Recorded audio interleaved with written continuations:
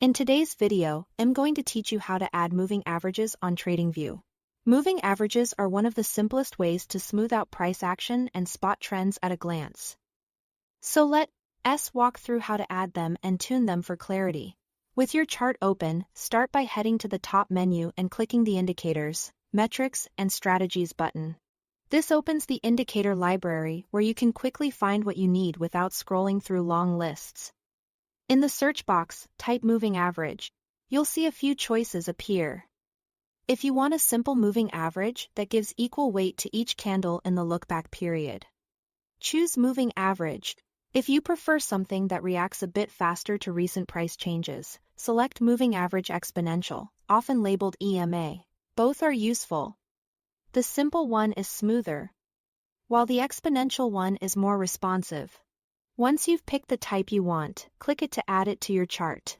You'll notice a line appear over your price data and, in the top left corner of the chart, a label showing the indicator's name and its current settings.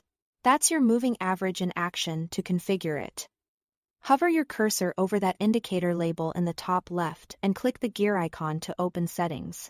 On the Inputs tab, adjust the length to define how many candles the average uses. Shorter lengths react quickly, while longer lengths are smoother and slower.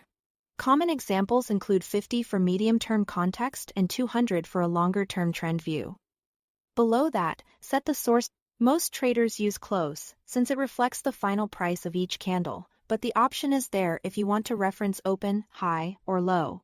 Keep in mind, whatever you choose, the moving average will update based on the time frame of your chart. Next, switch to the Style tab to make the line easy to see. Choose a color that stands out against your background so you don't lose track of it during fast moves. Increase the thickness if your chart is busy, and select a line style that matches your preferences.